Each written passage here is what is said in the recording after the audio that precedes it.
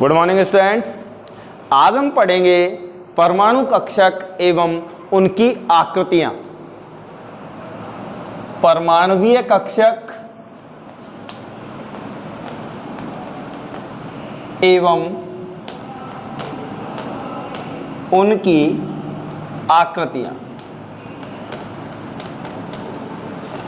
सबसे पहले हम बात करते हैं कि कक्षक किसे कहते हैं, जिसको मैं आपको पीछे पढ़ा चुका हूं कि नाभिक के चारों ओर उपस्थित वह त्रिविमीय क्षेत्र जहां इलेक्ट्रॉन के पाए जाने की प्रायिकता सर्वाधिक होती है, कक्षक कहलाता है। नाभिक के चारों ओर उपस्थित वह त्रिविमीय क्षेत्र जहां इलेक्ट्रॉन के पाए जाने की प्रायिकता या संभावना सबसे अधिक होती है, कक्षक कहलाता है।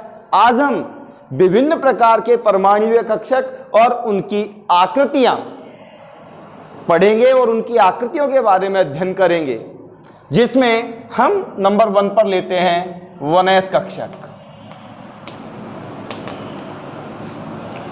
1s कक्षक सबसे पहले आगे क्या लगा हुआ है, 1।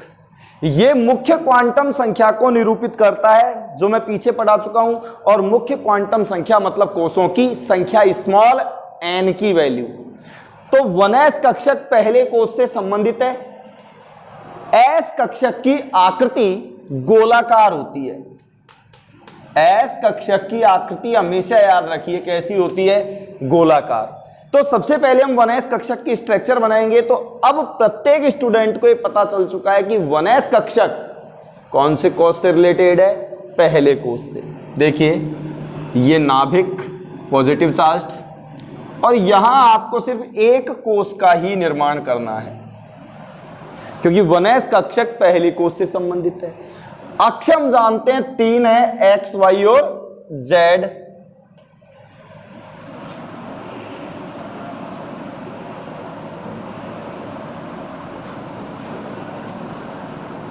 x एक्सिस, y एक्सिस और z एक्सिस।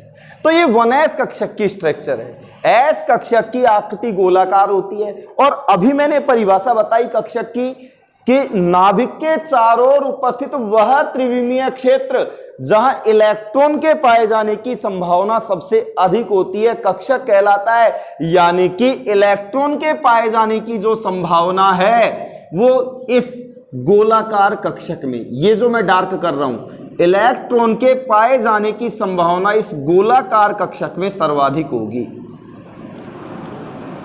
तो इलेक्ट्रॉन इस गोलाकार कक्षक में कहीं भी पाया जा सकता है, अर्थात इलेक्ट्रॉन के पाए जाने की कोई निश्चित दिशा नहीं है, क्योंकि इलेक्ट्रॉन x अक्ष, y अक्ष अथवा z अक्ष किसी भी अक्ष पर पाया जा सकता है। अतः हम कह सकते हैं कि जो 1s कक्षक है इसमें दिशात्मक गुण नहीं पाए जाते, अर्थात s कक्षक अदिशात्मक होते हैं। एक बार फिर सुन लो, s कक्षक की आकृति गोलाकार होती है और इलेक्ट्रॉन इस गोलाकार कक्षक में चारों ओर कहीं भी पाए जा सकते हैं। अतः इलेक्ट्रॉन के पाए जाने की कोई निश्चित दिशा नहीं है। इलेक्ट्रॉन इस गोलाकार कक्षक में चारों ओर कहीं भी पाया जा सकता है। अतः हम कह सकते हैं कि इलेक्ट्रॉन के जब कोई निश्चित दिशा नहीं है तो इसमें कौन सा गुण पाया जाता है, अदिशात्मक गुण।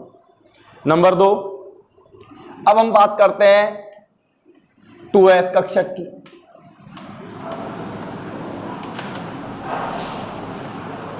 2s कक्षक कौन से कोष से रिलेटेड होगा, मुख्य क्वांटम संख्या n का मान कितना हो गया, 2। तो 2s कक्षक दूसरे कोष से संबंधित है।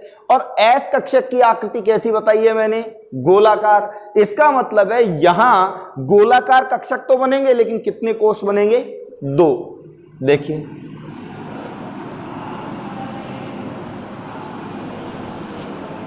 अक्ष वही होगी कितनी, 2, तीनों x, y और z।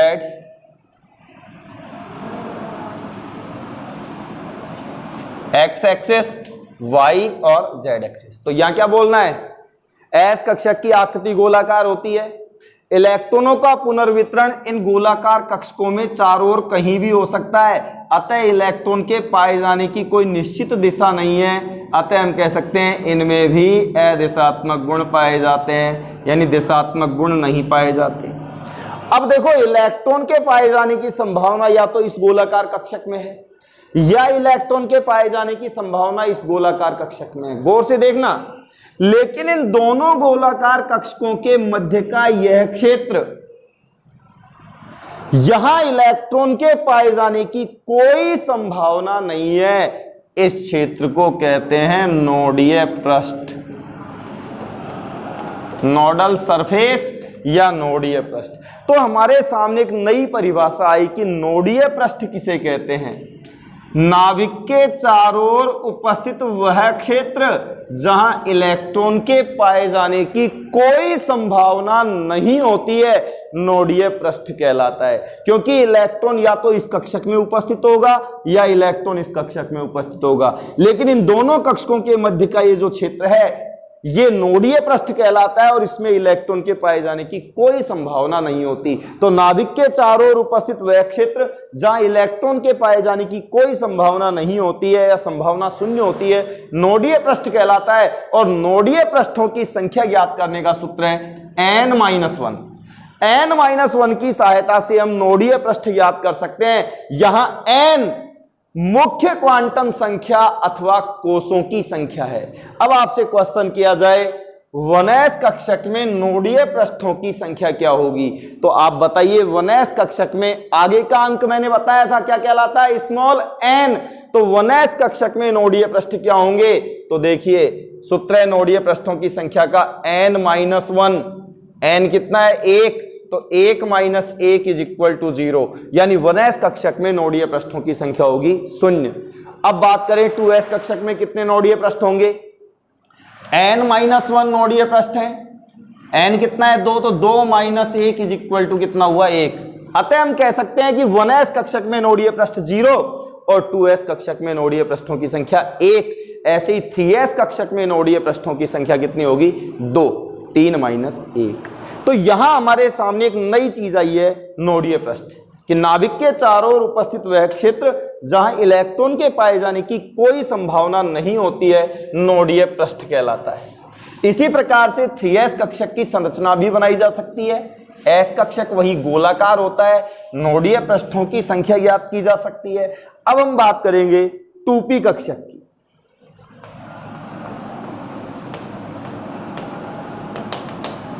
सबको पता चल चुका होगा n कितना है? 2। और p याद रखिए, p कक्षक की आकृति डंबलाकार होती है। नंबर 1, p कक्षक की आकृति कैसी होती है? डंबलाकार होती है, डंबल जैसी।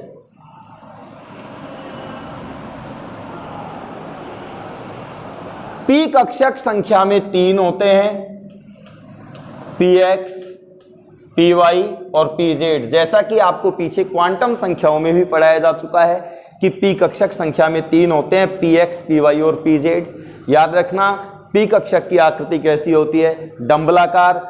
अब बात करें px, py और pz की स्ट्रक्चर कैसी होगी, तो देखिए px, py और pz में डंबल की दोनों पालियां क्रमशः x, y और z अक्ष पर उपस्थित होती है। जैसे हम बात करें कि px कक्षक की स्ट्रक्चर बनाएं, तो सबसे पहले आपको क्या बनानी है? तीनों अक्ष। हमेशा याद रखिए, यदि किसी कक्षक के साथ, एक थोड़ा सा आप याद रख सकते हो, किसी भी कक्षक के साथ यदि एक अक्ष दी गई है तो बोर्ड पर आप तीनों अक्ष ड्रा करके उसका चित्र बनाएंगे। लेकिन यदि किसी कक्षक के साथ डायरेक्ट 2 अक्ष दे रखी हो तो फिर 2 ही अक्ष बनाकर उसका चित्र बनाना है। अब देखो यहां एक अक्ष है px की, तो तीनों अक्ष हमको बनानी है, x, y और z। मैंने कहा था px, py और pz में डंबल क्रमशः x, y और z अक्ष पर उपस्थित होते हैं। तो px कक्षक में डंबल कौन सी अक्ष पर होगा? x अक्ष पर।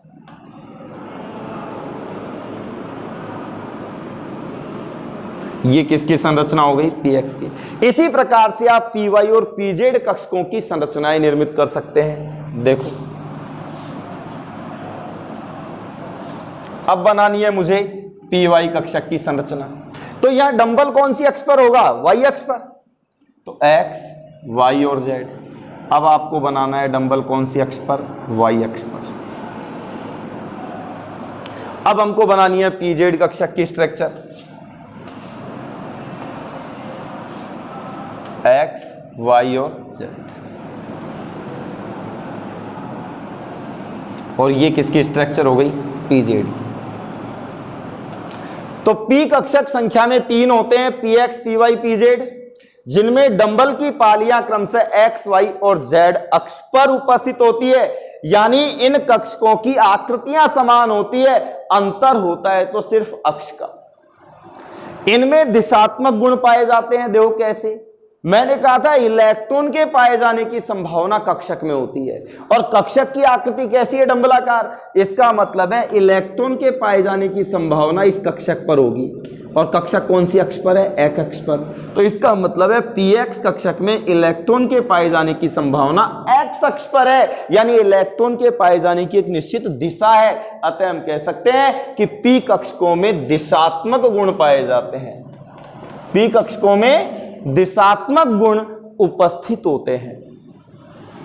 आगे सुनिए, इन तीनों, ये जो तीनों पी कक्षक है, पी एक्स पी वाई और पी जेड, मैं पढ़ा रहा हूं आपको 2p कक्षक। इसका मतलब दूसरे कोष से तो ये हो जाएंगे 2px 2py और 2pz। तो इन तीनों कक्षकों की जो ऊर्जाएं हैं, इन तीनों कक्षकों की ऊर्जाएं समान होती है, और हमेशा याद रखिए समान ऊर्जा वाले कक्षकों को समभ्रंश कक्षक, समभ्रंश कक्षक या अपभ्रष्ट कक्षक कहते हैं। यह आपको हमेशा याद रखना है।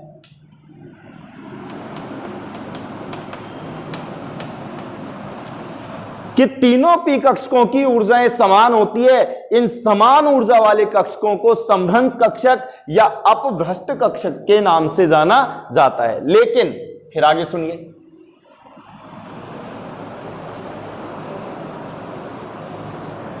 जैसे जैसे मुख्य क्वांटम संख्या n का मान बढ़ता है, कक्षकों के आकार और उनकी ऊर्जा भी बढ़ती जाती है। जैसे 2p 3p 4p, इन सभी की आकृतियां तो समान होगी जैसे हमने बनाई है, 3px 3py 3pz 4px 4py 4pz, लेकिन n के मान में वृद्धि के साथ साथ कक्षक का आकार और उसकी ऊर्जा बढ़ती है, अर्थात 4p कक्षक की ऊर्जा सबसे अधिक होगी। नेक्स्ट, इसमें और क्या जानकारी मिलेगी?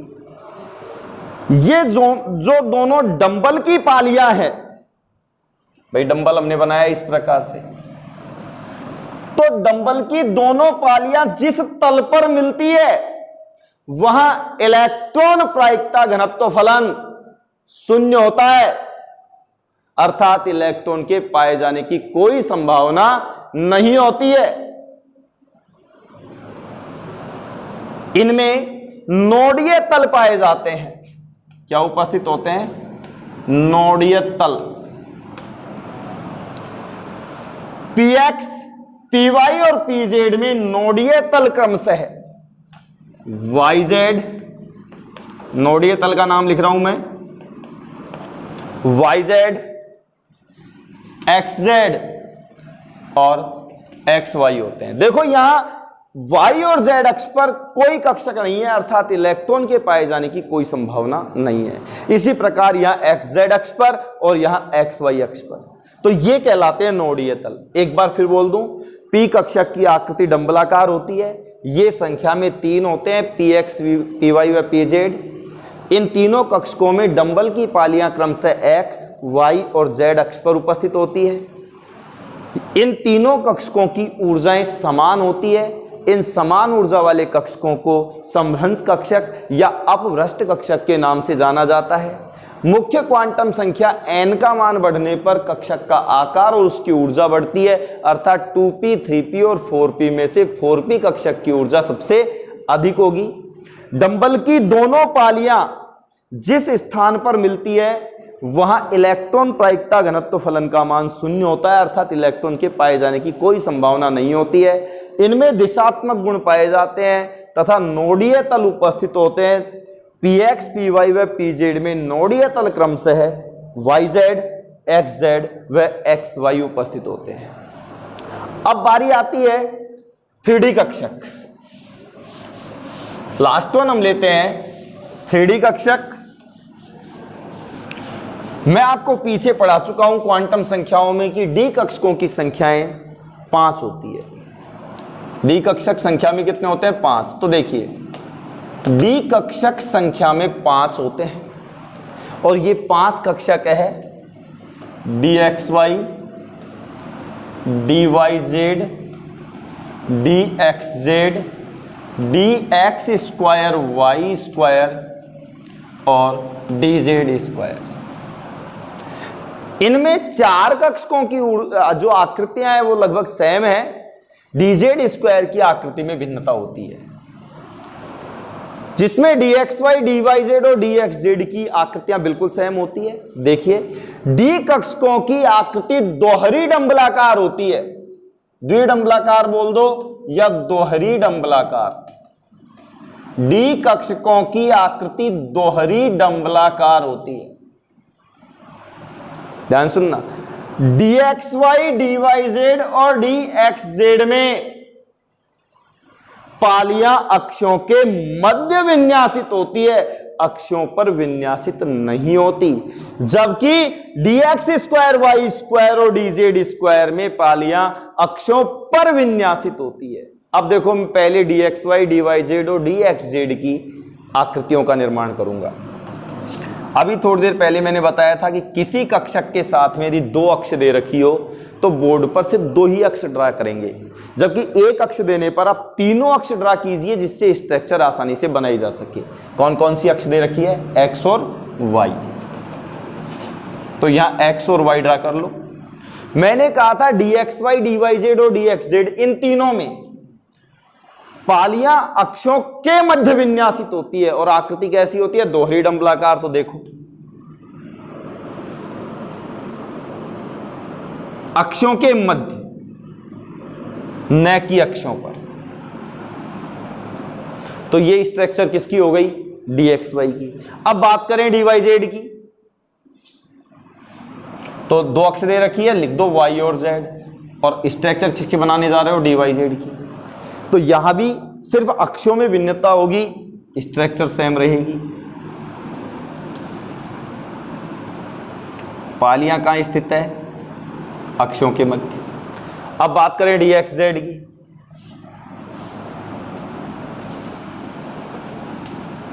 x और z। तो dxy, dyz और dxz में पालियां अक्षों के मध्य विन्यासित होती है, जबकि ये तीनों की हो गई structure. dx square, y square और dz स्क्वायर में पालियां अक्षों पर विन्यासित होती है। तो अब बात करता हूं मैं dx स्क्वायर, y स्क्वायर की। यहां भी 2 अक्ष दे रखी है, तो x और y।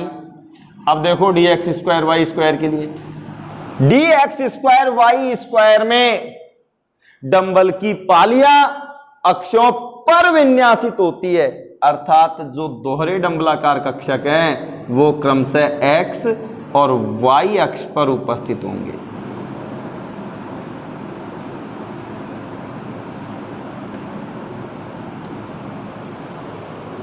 dxy, dyz और dxz में पालियां अक्षों के मध्य विन्यासित होती है।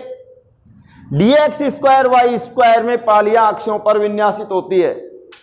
dz स्क्वायर में भी पालियां अक्षों पर ही विन्यासित होती है। अब यहां कितनी अक्ष दे रखी है? 1। और अभी मैंने आपको बताया जब केवल 1 अक्ष दे रखी है तो बोर्ड पर आप तीनों अक्ष ड्रा कीजिए।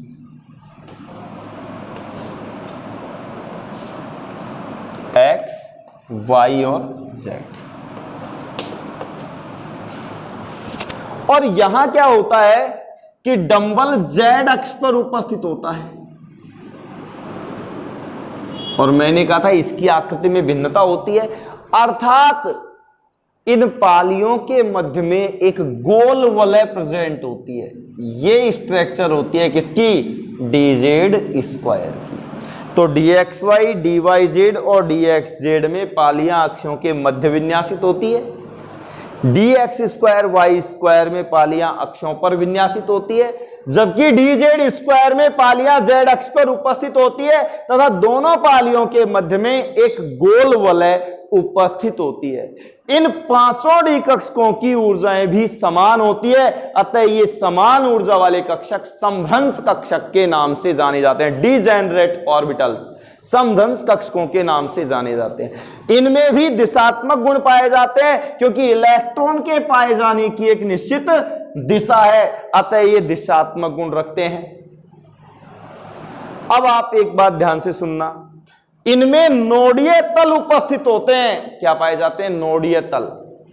जैसे dxy की बात कर लें कि इसमें कौन सा नोडीय तल होगा, तो इसमें दो नोडीय तल होंगे, एक तो नाभिक से गुजरते हुए और नंबर दूसरा z एक्सिस पर xy तल को भेदते हुए।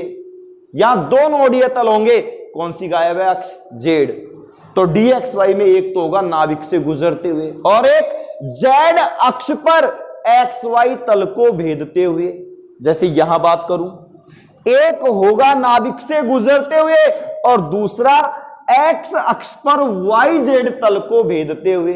तो इनमें दो नोडीय तल उपस्थित होते हैं।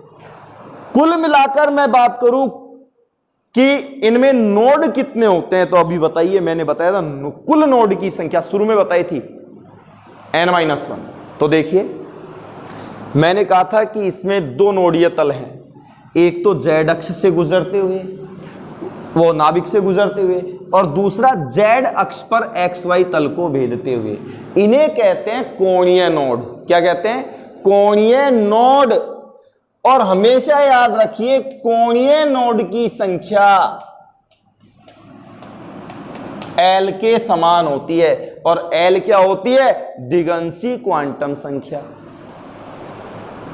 एक होते हैं त्रिज्य नोड, जहां इलेक्ट्रॉन प्रायिकता घनत्व फलन का मान 0 होता है, और त्रिज्य नोड का मान n-l-1 के समान होता है। तो अब आप सोच सकते हैं, तो कुल नोड कितने होंगे? कुल नोड होंगे कोणीय नोड प्लस त्रिज्य नोड। इसको और इसको जोड़ दें तो आंसर आएगा n-1, क्योंकि n-l-1 plus l, minus l और प्लस l कट जाएंगे तो आंसर आएगा n-1। तो आप कोणीय नोड देने हो आपको तो l के समान, त्रिज्य नोड देने हो तो n-l-1 के समान, और कुल नोड देने हो तो n-1 के समान। जैसे आपसे क्वेश्चन कर लिया जाए 3D कक्षक में कोणीय नोड कितने होंगे, तो देखो SPDF 0 1 2 3, ये तो है L की वैल्यू निकालने का तरीका।